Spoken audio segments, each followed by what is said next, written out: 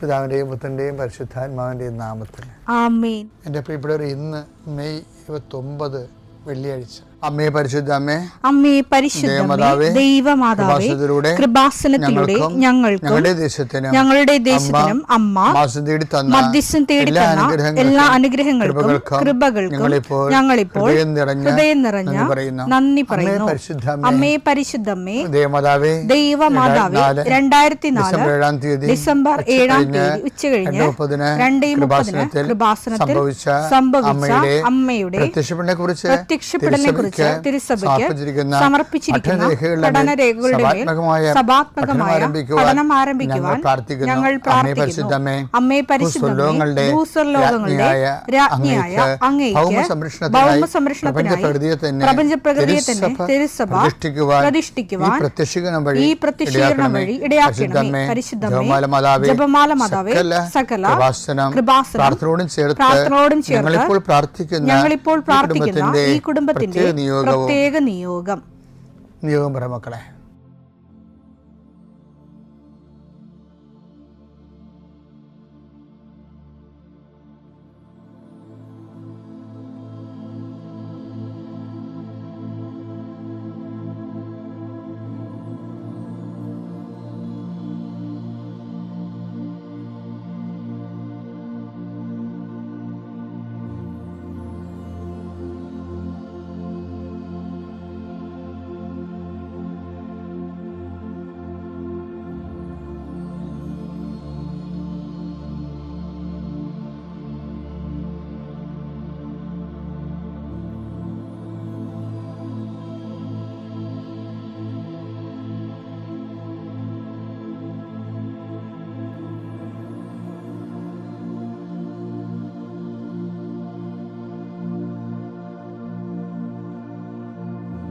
അമ്മയുടെ പ്രത്യക്ഷീകരണത്തിന്റെ ഈ അനുഗ്രഹവേളയിൽ ഞങ്ങൾക്ക് സാധിച്ചു തരുവാൻ കനിയണമേ. ആമേൻ. വിശ്വാസ പ്രമാണം. സർവശക്തനായ പിതാവും ആകാശത്തിന്റെയും ഭൂമിയുടെയും സൃഷ്ടാവുമായ ദൈവത്തിൽ ഞാൻ വിശ്വസിക്കുന്നു. അവിടുത്തെ ഏകപുത്രനും ഞങ്ങളുടെ കർത്താവുമായ ഈശോമിശിഹായിലും ഞാൻ വിശ്വസിക്കുന്നു. ഈ പുത്രൻ പരിശുദ്ധാത്മാവിനാൽ ഗർഭസ്ഥനായി കന്യകാമറിയത്തിൽ നിന്ന് പിറന്ന് പൊന്തിയോസ് പീലാത്തോസിന്റെ കാലത്ത് പീഡകൾ സഹിച്ച് കുരിശിൽ തറയ്ക്കപ്പെട്ട് മരിച്ച് അടക്കപ്പെട്ട് പാതാളങ്ങളിൽ ഇറങ്ങി മരിച്ചവരുടെ ഇടയിൽ നിന്ന് 3-ാം നാൾ ഉയർത്ത് സ്വർഗത്തിലേക്ക് എഴുന്നള്ളി സർവശക്തിയുള്ള പിതാവായ ദൈവത്തിന്റെ വലതുഭാഗത്തിരിക്കുന്നു. അവിടെ നിന്ന് ജീവിക്കുന്നവരെയും മരിച്ചവരെയും വിധിക്കുവാൻ വരുമെന്നും ഞാൻ വിശ്വസിക്കുന്നു. പരിശുദ്ധാത്മാവിലും ഞാൻ വിശ്വസിക്കുന്നു. വിശുദ്ധ കത്തോലിക്കാ സഭയിലും പുണ്യവാന്മാരുടെ ഐക്യത്തിലും പാപങ്ങളുടെ മോചനത്തിലും ശരീരത്തിന്റെ ഉയർപ്പിലും നിത്യമായ ജീവിതത്തിലും ഞാൻ വിശ്വസിക്കുന്നു. ആമേൻ. സ്വർഗ്ഗസ്ഥനായ ഞങ്ങളുടെ പിതാവേ, അങ്ങയുടെ നാമം പൂജിതമാകണമേ. അങ്ങയുടെ രാജ്യം വരണമേ. അങ്ങയുടെ തിരുമനസ് സ്വർഗത്തിലെ പോലെ ഭൂമിയിലും ആകണമേ. അന്നു വേണ്ടുന്ന ആഹാരം ഇന്ന് ഞങ്ങൾക്ക് തരണമേ. ഞങ്ങളോട് തെറ്റ് ചെയ്യുന്നവരോട് ഞങ്ങൾ ക്ഷമിക്കുന്നത് പോലെ ഞങ്ങളുടെ തെറ്റുകൾ ഞങ്ങളോടും ക്ഷമിക്കണമേ. ഞങ്ങളെ പ്രലോഭനത്തിൽ ഉൾപ്പെടുത്തരുതേ, തിന്മയിൽ ഞങ്ങൾ രക്ഷിക്കണമേ. ആമേൻ. നന്മ നിറഞ്ഞ മറിയമേ, സ്വസ്തി. കർത്താവ് അങ്ങയുടെ കൂടെ സ്ത്രീകളിൽ അങ്ങ് അനുഗ്രഹിക്കപ്പെട്ടവളാകുന്നു. അങ്ങയുടെ ഉദരത്തിൻ ഫലമായി ഈശോ അനുഗ്രഹിക്കപ്പെട്ടവനാകുന്നു. പരിശുദ്ധ മറിയമേ, തമ്പുരാന്റെ അമ്മേ, പാപികളായ ഞങ്ങൾക്ക് വേണ്ടി ഇപ്പോഴും ഞങ്ങളുടെ മരണസമയത്തും തമ്പുരാനോട് അപേക്ഷിക്കണമേ. ആമേൻ. കർത്താവേ, നിന്റെ ഉന്നതമായ നാമത്തിന് സ്തോത്രം ചെയ്യും. കർത്താവേ, നിന്റെ വിശുദ്ധ പൗരോഹിത്യത്തെ മഹത്വപ്പെടുത്തണമേ. കർത്താവെ, സഭയിലുള്ള സാന്നിധ്യം പ്രകടമാക്കണമേ. 40 വർഷം ഞാൻ അർപ്പിച്ച കൃപാന്റെ യുഗതിയാൽ കൃപാസ്ഥാനത്താറെ ജീവനോടെ പ്രത്യക്ഷപ്പെട്ട മാതാവിന്റെ മാധ്യസ്ഥ കർത്താവെ, അപചാരിതവും ആകസ്മികമായ അപകടങ്ങൾ, തൊഴിലുമായി ബന്ധപ്പെട്ട് വരുന്ന അപകടങ്ങൾ, അതെല്ലാം അങ്ങയുടെ മക്കളെ അങ്ങ് പരിപൂർണമായി സംരക്ഷിക്കണമെന്ന് യേശുനാമത്തിൽ പ്രാർത്ഥിക്കുന്നു.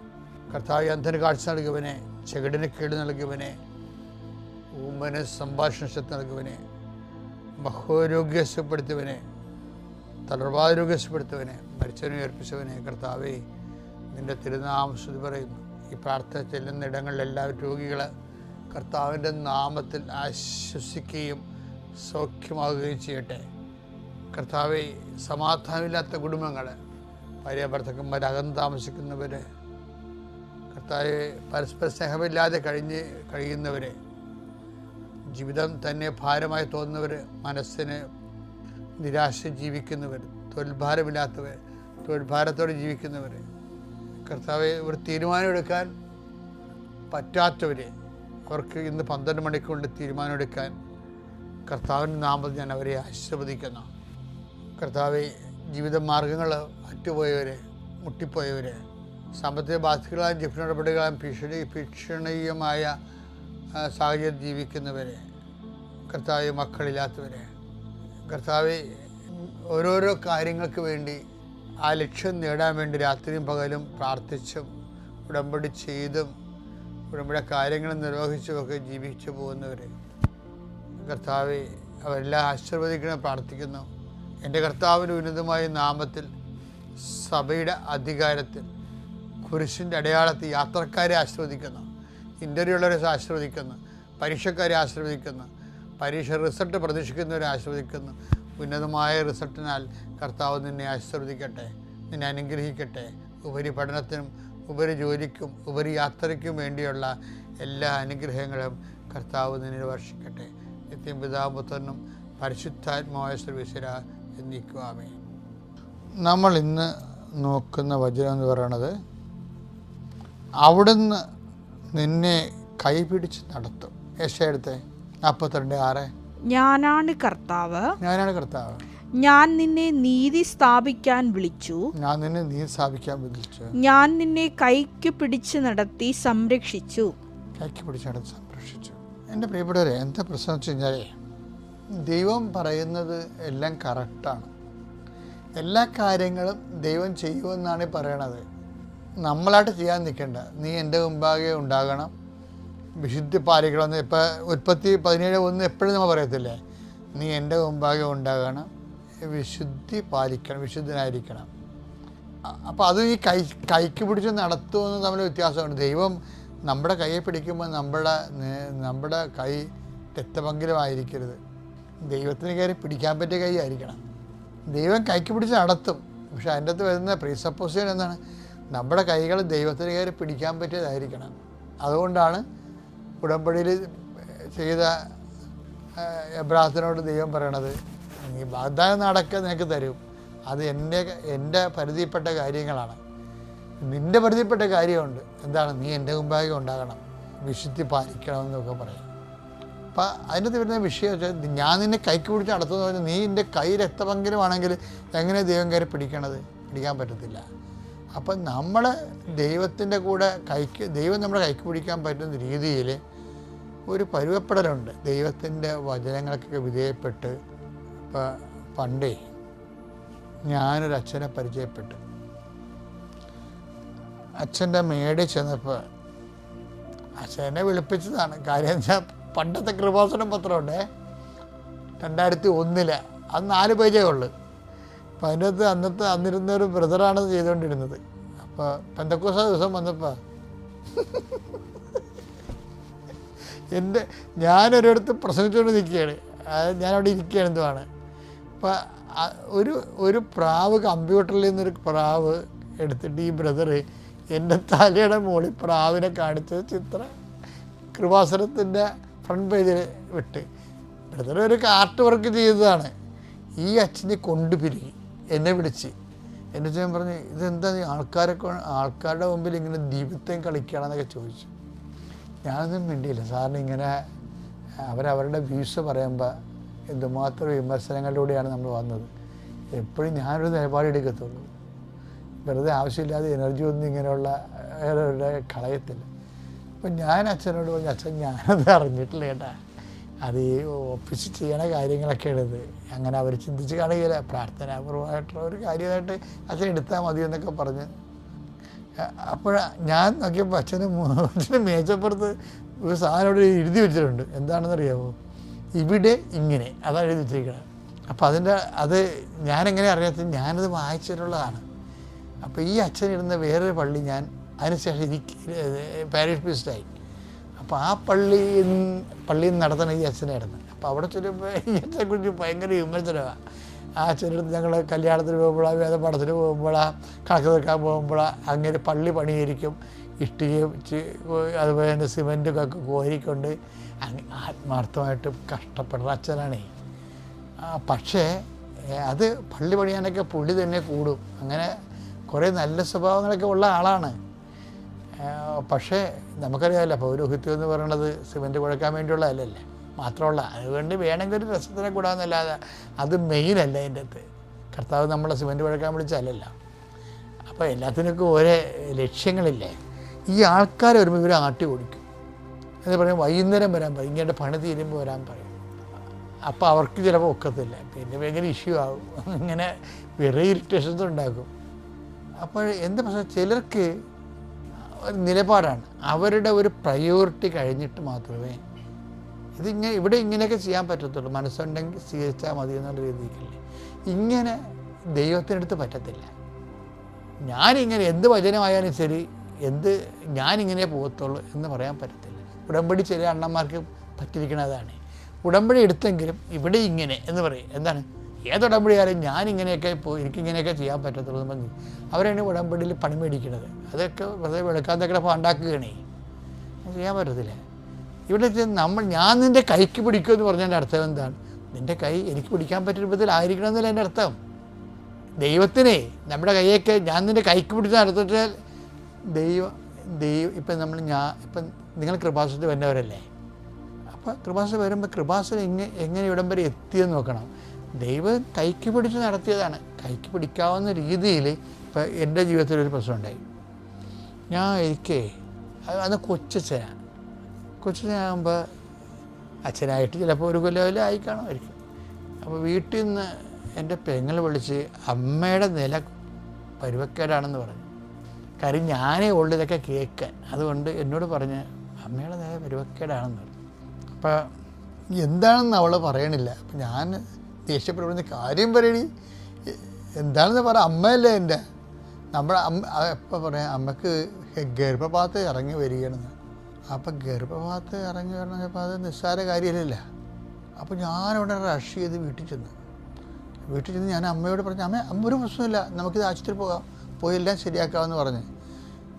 പക്ഷേ എല്ലാം ശരിയാക്കാന്ന് പറയുമ്പോൾ എൻ്റെ കാശില്ല. അതാണ് എൻ്റെ വിഷയം. കാര്യം ഇതൊക്കെ തിരിച്ചു കൊണ്ടുവരണമെങ്കിൽ നല്ല പൈസ വേണം, കുറേ പഥ്യങ്ങൾ വേണം, 90 ദിവസത്തെ വരെ പഥ്യമൊക്കെ വേണം, ശ്രദ്ധ വേണം. എൻ്റെ കാശില്ല. കാശില്ലേന്ന് ചോദിച്ചാൽ കാശുണ്ട്. എന്ന് വെച്ച് കഴിഞ്ഞാൽ പിതാവ് എനിക്ക് വണ്ടി വാങ്ങിക്കാൻ കാശ് തന്നായിരുന്നു. ഈ പഴയ ചെറിയ സ്കൂട്ടർ മേടിക്കാൻ വേണ്ടി രൂപതയിൽ നിന്ന്. ഞാൻ പിതാവിനോട് ചോദിച്ചിട്ട് തന്നാണ്. എന്താ വെച്ചാൽ എനിക്ക് 3 പള്ളി ഉണ്ടായിരുന്നു അന്ന്. അപ്പോൾ ഓരോ പള്ളിയും 10 കിലോമീറ്റർ 8 കിലോമീറ്ററൊക്കെ അകലെയായിരുന്നു. ഇപ്പോൾ ഇടവക പള്ളിയിൽ നിന്ന് ഞാനൊക്കെ പള്ളിയിൽ പോകണം. അപ്പോൾ ഞാനൊരു BSS സൈക്കിളിനാണ് പോയിക്കൊണ്ടിരുന്നത്. അപ്പോൾ BSS സൈക്കിളിന് ഓടി ഒരു പള്ളിയിൽ നിന്ന് ഞായറാഴ്ചക്ക് കഴിഞ്ഞാൽ അടുത്ത പള്ളി ചെല്ലുമ്പോൾ പിന്നെ തിരിച്ചു വന്ന് പിന്നെ 3 മണിക്ക് കാറ്റഗറിസത്തിന് വേറെ പള്ളിയിൽ പോയി വരുമ്പോൾ വയറ് അലസര പിടിക്കും. 2 മണിക്ക് 2:30 വന്ന് ഊണ് കഴിക്കണത്. അപ്പോൾ വേർത്തൊലിച്ച് വരും. അപ്പോൾ എനിക്ക് തോന്നി ഒരു വണ്ടി കിട്ടിയാൽ കൊള്ളാമായിരുന്നെന്ന് പറഞ്ഞു. അപ്പോൾ ഞാൻ പിതാവ് വണ്ടി വേണ്ട. അപ്പം അന്ന് രൂപത്തിൽ അങ്ങനെ വണ്ടി വാങ്ങിച്ചു കൊടുക്കുന്ന സിസ്റ്റമൊന്നുമില്ല. പിതാവിനോട് പറഞ്ഞ് ഞാൻ കുർബാന തരാം നിങ്ങൾക്ക്, പിന്നെ ഒരു 10 രൂപയും തരാം, നിങ്ങൾ ബാക്കിയുള്ളത് കുർബാനയിൽ അഡ്ജസ്റ്റ് ചെയ്യണമെന്ന് പറഞ്ഞു. പക്ഷേ അത് നഷ്ടമാണ് ശരിക്കും. എന്ന് വെച്ച് കഴിഞ്ഞാൽ എനിക്കന്ന് പൈസ ഇല്ലാതെ കൊണ്ട് ഈ കുർബാന ചൊല്ലിയിട്ട് അതിൻ്റെ ഒരു ദക്ഷിണ കൊണ്ടാണല്ലോ നമ്മൾ ജീവിക്കണത്. അപ്പോൾ ഒരു കഷ്ട ജീവിതമാണ്. അപ്പോൾ അതിൻ്റെ ഇടയ്ക്ക് എന്നാലും കുർബാന അത് കുർബാന മേടിച്ച് 10 പൂർവ്വം ചൊല്ലി അതിൽ നിന്ന് അധികം കിട്ടുന്നില്ല. 6000 രൂപയുടെ കിട്ടിയത്. അപ്പോൾ ഈ 16,000 രൂപയ്ക്ക് ഒരു വണ്ടി വാങ്ങിച്ചു. അപ്പോൾ വണ്ടി വാങ്ങിച്ചില്ല, അതാണ് രസം. അതിൻ്റെ അടുത്ത് കുരിശോനുണ്ട്. ഞാൻ 16,000 രൂപ കൈ ഒപ്പിച്ച് കഴിഞ്ഞപ്പോൾ ആണ് ഈ അമ്മയ്ക്ക് അസുഖം വന്നത്. അപ്പോൾ അസുഖം വന്ന് അമ്മയും കൊണ്ട് ഞാൻ അവിടെ ആശുപത്രിയിൽ പോയി, ഗവൺമെൻറ് ആശുപത്രിയിൽ പോയി. പിന്നെ പെങ്ങൾ അവിടെ നിർത്തി. ഞാൻ വന്നും പോയി നിന്ന് അമ്മയുടെ ഓപ്പറേഷൻ കഴിഞ്ഞ് അമ്മയെ തിരിച്ചു കൊണ്ടുവന്ന്. അപ്പോൾ അമ്മയുടെ ഓപ്പറേഷൻ അമ്മ ഹാപ്പിയായി. അത്രയും നമുക്ക് സന്തോഷമായി. ആ കാശെല്ലാം തീർന്നു. കാശ് തീർന്നു വെച്ച് കഴിഞ്ഞാൽ കാശ് തിന്നപ്പോൾ ഞാൻ വന്നിട്ട് അന്ന് നമുക്കിതുപോലെ എൻ്റെ കപ്പേരിനോട് എനിക്ക് ഭയങ്കര ഇഷ്ടമാണ്. അപ്പം കപ്പേരിനോട് ഞാൻ പറഞ്ഞ് അമ്മയ്ക്ക് ഓപ്പറേഷനാണ്, കാശ് തീരാനായെന്ന് പറഞ്ഞു. അപ്പോൾ കപ്പേൻ്റെ കാര്യം മനസ്സിലായി. കപ്പേരെന്ന് പറഞ്ഞാൽ ഞങ്ങൾക്ക് അവിടെ അദ്ദേഹം മരിച്ചുപോയി, ജോസഫ് എന്ന്, ചൊങ്ങന്തറ ജോസഫ്. അപ്പോൾ അദ്ദേഹത്തെ പറഞ്ഞപ്പോൾ അദ്ദേഹം ഞാനോട് ഭയങ്കര ആത്മബന്ധമാണ്. അപ്പോൾ ഞാൻ പറഞ്ഞു ഇതാണ് സംഭവം എന്ന് പറഞ്ഞു. അപ്പം അച്ഛാ ലേസായിക്ക് അച്ഛന് ഇഷ്ടമാണ്, അച്ഛനത് ജസ്റ്റ് ഒന്ന് സൂചിപ്പിച്ചാൽ മതി, അവൾ കൈകാര്യം ചെയ്യുമെന്ന് പറഞ്ഞു. അപ്പോൾ ഞാൻ ലേസ ചേച്ചി ഇവിടെ ഇയാളുടെ ഭാര്യ, ഞാൻ ലേസ ചേച്ചി ഹോസ്പിറ്റലാണ് അറിയാമല്ലോ അല്ലേ. അപ്പോൾ ലേസ ചേച്ചി ഒരു മാല ഊരി ഇങ്ങോട്ട് തന്നിട്ടും പറഞ്ഞു അച്ഛൻ ഇത് കൊണ്ടുപോയി എന്നാ വെച്ചാൽ ചെയ്തെന്ന് പറഞ്ഞു. അപ്പോൾ എനിക്ക് കടമില്ലാതെ വേറെ ആൾക്കാരുടെ കയ്യിൽ നീട്ടാതെ എൻ്റെ കാര്യങ്ങൾ നടന്നു കിട്ടി. ഞാൻ അമ്മയെ ആശുപത്രിയിൽ നിന്ന് കൊണ്ടുവന്ന് പിന്നെ ഇവിടെ. പക്ഷേ എന്താ പ്രശ്നം വെച്ച് കഴിഞ്ഞാൽ അതിൽ നിന്നും പിതാവിന് അന്നത്തെ ബിഷപ്പിന് ഇതൊന്നും അറിയപ്പെട്ടില്ല. ഞാൻ അമ്മയെ ആശുപത്രി കൊണ്ടുവന്ന് സന്തോഷത്തിന് ഇരിക്കുക. അമ്മ ഇനി ഭക്ഷണമൊക്കെ കഴിച്ച് ഉറങ്ങി അമ്മ സന്തോഷമായിരിക്കുമല്ല, വലിയ എന്തോ ആശ്വാസമല്ലേ. പക്ഷേ പെട്ടെന്ന് പിതാവ് 2 ദിവസം കഴിഞ്ഞപ്പോൾ എന്നെ വിളിച്ചു കഴിഞ്ഞാൽ നിങ്ങൾ അപ്പോൾ ഇവിടുന്ന് എന്നെ ഇടവകയിൽ നിന്ന് കുറച്ച് പേര് സഹായിച്ചായിരുന്നു. എന്ന് വെച്ച് കഴിഞ്ഞാൽ അങ്ങനെ എല്ലാ സഹായങ്ങളും ഉണ്ടാവേ ഇടവകയ്ക്ക് ഇരിക്കുമ്പോൾ. ഇങ്ങനൊരു വണ്ടി പിടിക്കാൻ കൊടുത്ത കാശിന് വീട്ടിൽ കൊണ്ടേ കൊടുത്തെന്ന് പറഞ്ഞുകൊണ്ട് ഭയങ്കര ആക്ഷേപം. ഇടവകയിൽ നിന്ന് ആരോഗ്യ രഹസ്യത്തിന് ബിഷപ്പ് ഹൗസ് വിളിച്ച് പറഞ്ഞതാണ്. ഞാൻ പേടിച്ച് ഇങ്ങനെ ബിഷപ്പ് ഹൗസ് ചോദിച്ചു പറഞ്ഞു. അപ്പോൾ അച്ഛൻ വണ്ടി വാങ്ങിച്ചാന്ന് ചോദിച്ചു. വണ്ടി വാങ്ങിച്ചത് ഞാൻ പറഞ്ഞു പിതാവേ ഇങ്ങനൊരു സംഭവം ഉണ്ടായി. അപ്പോൾ ആൾക്കാർ അങ്ങനെയൊന്നും അല്ലല്ലോ പറഞ്ഞു, അച്ഛൻ വീട്ടിൻ്റെ കാശ് മുടക്കിയെന്നല്ല പറയണമെന്ന്. എൻ്റെ അടുത്ത് പിതാവ് ക്ഷോഭിച്ചു. ഞാൻ ക്ഷോഭിച്ചില്ല, കാര്യം പിതാവ് ക്ഷോഭിക്കേണ്ടതാണ് ശരിക്കും. അത് കാരണം ക്ഷോഭിക്കാനുള്ള വകുപ്പ് അതിനകത്തുണ്ട്. പക്ഷേ ഇതാണ് എൻ്റെ അവസ്ഥ. പക്ഷെ എന്നാലും ഈ ലേസ ചേച്ചി തന്ന കാശും എല്ലാം കൂടി എടുത്തിട്ട് കുറച്ച് കടമൊക്കെ വാങ്ങിച്ചിട്ട് 16,000 രൂപ ഒപ്പിച്ച് ഞാനൊരു വണ്ടി വാങ്ങിച്ചു. വണ്ടി വാങ്ങിച്ചെന്ന് പറയുമ്പോൾ എന്താ വെച്ച് കഴിഞ്ഞാൽ പഴയ ഇപ്പോൾ കേട്ടച്ചിരി ഒരു M80 ആണ്. ആ വണ്ടിയാണ് പിന്നീട് മീൻ ലോഡ് വണ്ടിയായിട്ട് കേരളം മുഴുവനും കറങ്ങിയത്. പിന്നീട് ഞാൻ മേടിക്കുമ്പോൾ അത് വണ്ടിക്ക് മീൻ വണ്ടിയൊന്നും അല്ലായിരുന്നു, നല്ല വണ്ടിയായിരുന്നു. 86-ലാണ് വണ്ടി ഇറങ്ങണത്, നല്ലവണ്ണം പുള്ളിങ്ങൊക്കെ ഉള്ള വണ്ടിയായിരുന്നു.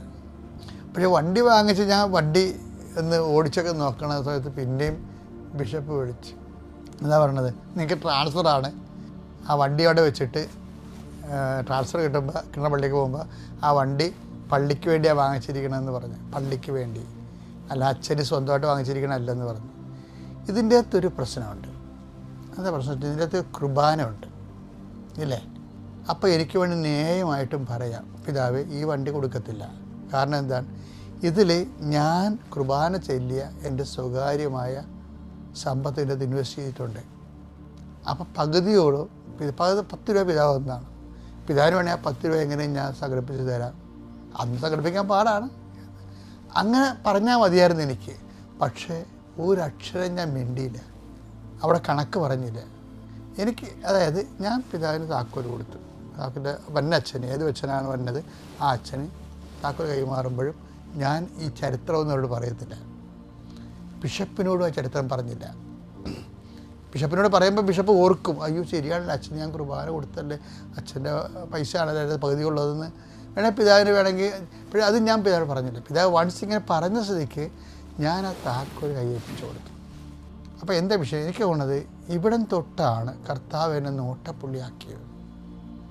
ഇന്ന് നമ്മൾ കാണുന്ന കൃപാസനത്തിലൂടെ വരണത് ഇതെന്താണെന്ന് വെച്ചാൽ, ഇത് ദൈവം നമ്മുടെ കൈക്ക് പിടിക്കും. ഞാൻ നിന്നെ കൈക്ക് പിടിച്ച് നടത്തുമെന്ന് പറഞ്ഞില്ലേ, ആ ദൈവം നിന്നെ കൈക്ക് പിടിക്കുമ്പോൾ ദൈവത്തിന് പിടിക്കാൻ പറ്റിയ കൈയായിരിക്കണം.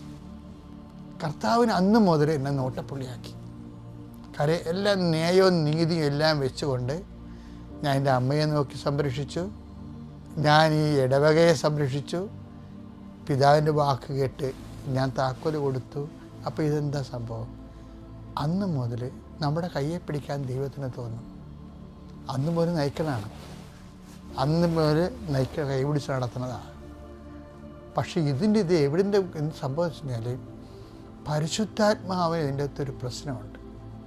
പരിശുദ്ധാത്മാവിനെ കിട്ടിയാൽ പരിശുദ്ധാത്മാവ് ഇങ്ങനെയുള്ള സമയത്തൊക്കെ എന്താണ് ചെയ്യേണ്ടതെന്ന് നമുക്ക് പറഞ്ഞു തരും.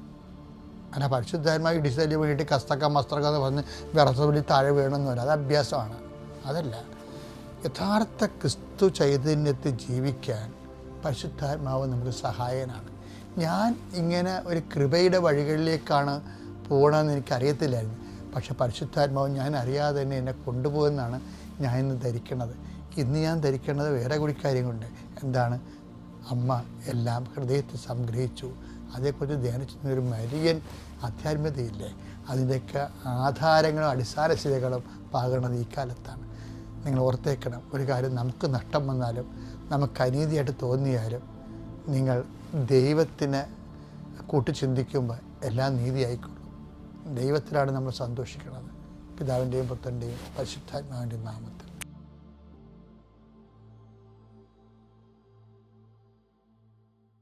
അത്യപൂർവ ദൈവാനുഭവങ്ങൾ ഇനി നിങ്ങൾക്കും സ്വന്തം. ഈ യൂട്യൂബ് ചാനൽ ഇതുവരെ സബ്സ്ക്രൈബ് ചെയ്തിട്ടില്ലെങ്കിൽ ഇപ്പോൾ തന്നെ സബ്സ്ക്രൈബ് ചെയ്യുക. ഈ വീഡിയോ ഇപ്പോൾ തന്നെ നിങ്ങളുടെ സുഹൃത്തുക്കൾക്ക് ഷെയർ ചെയ്തുകൊണ്ട് കർത്താവിൻ്റെ പ്രേക്ഷിതരാകുക.